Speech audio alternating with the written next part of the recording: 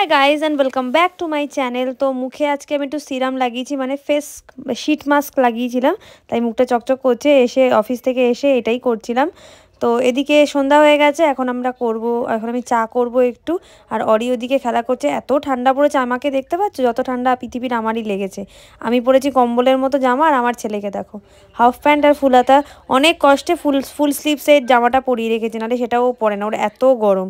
এই শুকনো চেহারায় ওর যে কেন এত গরম লাগে ভগবান সেই জানে। সারাক্ষণও এরকম থাকতেই ভালোবাসে এত ঠান্ডার মধ্যে।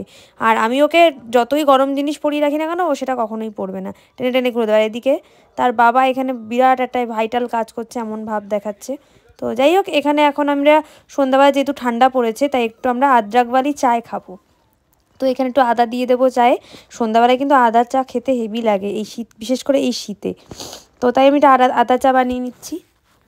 সো এই হচ্ছে আমার চা। আর আমি একটু হালকা করে পাঁপড় ভেজে নিয়েছিলাম। আগের দিন পাড়ায় একজন পাঁপড় বিক্রি করতে এসেছিলো, ওই চিংড়ি পাঁপড়, তারপরে চালের পাঁপড় এসব বিক্রি করে, তাদের থেকেই চালের পাঁপড়ের এটা নিয়েছি। চায়ের সাথে একটু পাঁপড় ভাজা খাবো। পাঁপড় ভাজা দেখে অরি তো আনন্দে উল্লাসে একদম লাফালাফি শুরু করে দিয়েছে। আর বিষয়ই তো মনে মনে আনন্দ পেয়েছে, বা সেটা প্রকাশ করতো। তো আমরা চা খেতে বসে পড়েছি সোফাতে, আর আমি কোলে নিয়ে নিয়েছি, নাহলে অরি ফেলেই দিত চাটা। অরি তো পাঁপড় পেয়ে একদম বিন্দাস আছে, হেভি মজা করছে, টিভি দেখছে, চা খাচ্ছি আমরা। এটা না একদম মি টাইম বলা হয়। আমি চা খাওয়ার সময় অন্তত একটু মি টাইম এনজয় করতে যাই। আমি ডিস্টার্ব করুক কেউ, আমার সেটা পছন্দ হয় না। আর যদি এরকম সময় আসে যে আমি ডিস্টার্ব ফিল করছি, তখন আমি চা খাই না। কারণ আমার যেন মনে হয় সারাদিন পরে যদি একটু চা খেতে বসি, যেন একটু শান্তি করে খাওয়াটাই মেন লাগে।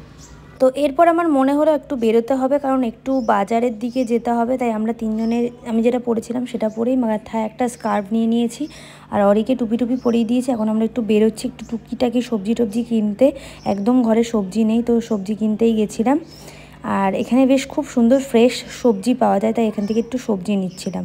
আর সাথে সাথে মার ওখান থেকে একটু দেখা করে এসেছি। দেন আমি ডিনারের প্রিপারেশন করতে চলে যাই বাড়ি গিয়ে। এখানে আমি মাখছি, আজকে যেহেতু শনিবার নিরামিষ, তাই আমি বড়ি শুকনো লঙ্কা ভেজে একটু আলু সেদ্ধ মেখে নিয়েছি। তো শীতকালে বড়ি দিয়ে শুকনো লঙ্কা দিয়ে আলু সেদ্ধ মাখা খেতে খুব ভালো লাগে। তো জিনিসটাকে ভালো করে হাত দিয়ে মেখে নিই। আমি যেন হাত দিয়ে মেখে আলু সেদ্ধটা বেশি পছন্দ করি, তাতে কি হয় শক্ত, মানে গোটা গোটা যে আলুর দলা থাকে সেগুলো থাকে না। আর এমনি অন্য দিয়ে হাতা দিয়ে বা অন্য কিছু দিয়ে মাখলে সেগুলো থেকে যায়, তাতে মুখে ইরিটেট হয় আমার যেন মনে হয়। তো আজকে রাত্রে ডিনার ডাল, আলুর চোখা আর পাঁপড় ভাজা, এই হচ্ছে আজকে রাত্রের ডিনার। আর দুপুরের মাছ আছে, বাবাকে দিয়ে দেবো, আমরা রাত্রেবেলা কেউ মাছ খাবো না।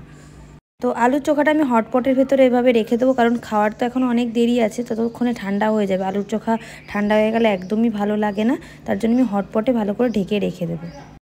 সো এখানে দেখতে পাচ্ছ ডিমের ঝোল, এটা কালকের জন্য রান্না করছি। আজকে যেহেতু নিরামিষ, আজকে তো আমরা খাবো না, আমাদের আজকের নিরামিষ রান্না হয়ে গেছে। এটা কালকের জন্য, কালকে আমার মর্নিং ডিউটি, তার জন্য। সো কাল আমার যেহেতু মর্নিং ডিউটি, তার জন্য আমি এখন রান্না করছি মর্নিংয়ের, কাল মানে আগামীকালের জন্য যা যা খাবো আমরা সেইগুলো। আর ওই এখানে ড্রয়িং করেছে, তাই আমাকে দেখাতে এসেছে।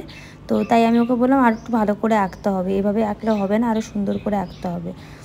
আর তো আমার মর্নিং ডিউটি থাকলে আমি সাধারণত আগের দিনই রান্না করে রাখি, কিন্তু আজকে যেহেতু নিরামিষ উচিত না আমিষ রান্না করার, বাট কিছু করার নেই, আমাকে এভাবেই চলতে হয়।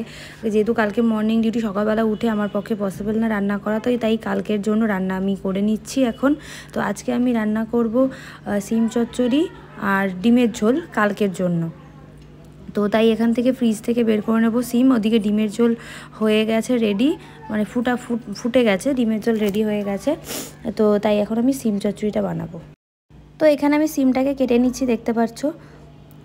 যেহেতু আমি এখানে চপিং বোর্ডটা নেইনি, কারণ আমার এখানে এটা পরিষ্কার করে নিয়েছিলাম, এখানে কাটতে আমার বেশি সুবিধা হয় চপিং বোর্ডের থেকে, তার জন্য আমি এখানেই কেটে নিচ্ছি।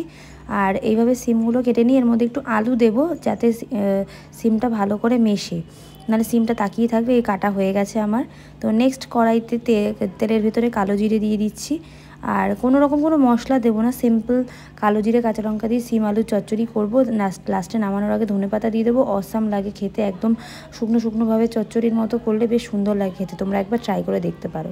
তো এই হচ্ছে সিম আলুটা এবার ছেড়ে দিলাম। এবার সিম আলুটা ছেড়ে দিয়ে এর ভেতরে একটু নুন হলুদ দিয়ে ভালো করে ভেজে নিতে হবে, যাতে সিমের যে একটা কেমন একটা গন্ধ আছে না, সেটা যাতে না বেরোয়। তো আমি ভালো করে আগে ভেজে নিই, যাতে ওরকমভাবে গন্ধটা না বেরোয়। তো তো সিম আলু ভাজা হয়ে গেলে এর ভেতরে আমি হালকা করে অল্প করে জল দেব। তো এই হচ্ছে আজকে আমার ছোট একটা ব্লগ তোমাদের সাথে শেয়ার করলাম। আজকে দিনটা আমি এইভাবেই কাটালাম অফিস থেকে আসার পরে। তো সেটাই তোমাদের সাথে ছোটোখাটো একটু শেয়ার করলাম। কেমন লাগলো ভিডিওটা আমাকে জানিও, আর ভালো লাগলে প্লিজ লাইক কমেন্ট শেয়ার করে দিও।